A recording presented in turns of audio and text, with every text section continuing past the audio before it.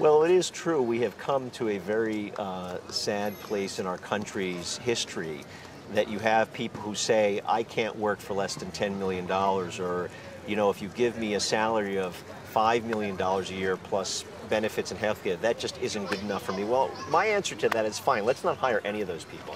I can hire, I know, hundreds of people in this country, great managers of organizations who could run a company probably better than many of the CEOs, and they do it for a relative pittance. They wouldn't need the country club memberships, they wouldn't need the private jets, they would do so because they believe in running good organizations. So my view is, let's get rid of all of them. I think it's been seen that most of those managers are not worth the money that we pay them, and they've absconded with an obscene amount of money. And it wasn't because they were worth this money. They created a closed system. So everybody said, well, I want this much, and the person at the next company said, well, that person got that much, and so the pay consultant said, well, you should get that much. It had nothing to do with any real system of evaluating people's worth. It was all a closed scam.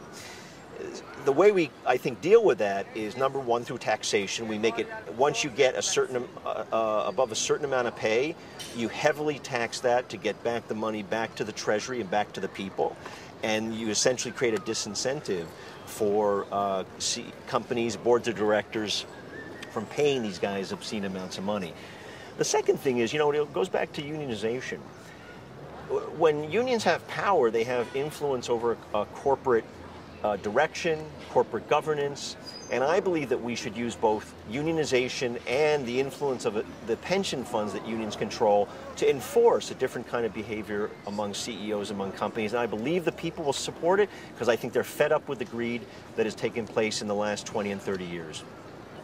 In the audacity of greed, one of the things I point out repeatedly is actually the pay is not the most important part of CEOs and these executive level compensation. It's the pensions, where, you know, they're given tens of millions of dollars of pension benefits. Now, the idea of a pension was not that you would get, particularly if you're a CEO, millions of dollars. The idea of a pension is you were supposed to get some level amount of money that would provide you some sort of comfort and protection in your retirement years. Once you're retired, there is no incentive that comes with that to try to do better for the company because you're done. But it's been totally perverted. It's a way that corporations and CEOs have been able to hide tens of millions of dollars by putting it into the pension system, into the pension funds. And I believe that's where the mother lode is, and we have to change that. And remember, here's the most important thing to me from a moral standpoint. It's not just that they were overpaid.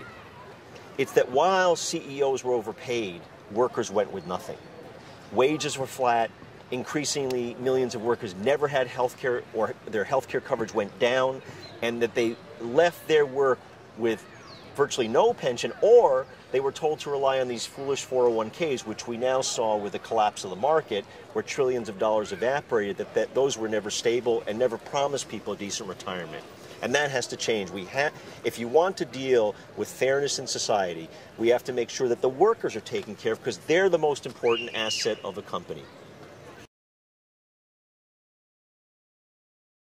At the end of The Audacity of Greed, there's a series of, there's a conclusion, there's a series of recommendations that I make. And I start in that chapter with the scene of the President Obama being inaugurated. I was there, and it was a great moment. Let me say that I will never forget standing in the mall and looking back and seeing, you know, probably 2 or 3 million people witnessing the inauguration of the first African-American president in our history. And that was a fantastic moment, and it was very important that we got rid of the crazies. The other great moment of that day was watching the helicopter taking off, taking our former president to retirement. Although he should be indicted, and we can talk about that some other time, because I do believe both he and the vice president broke laws and should be held accountable for that.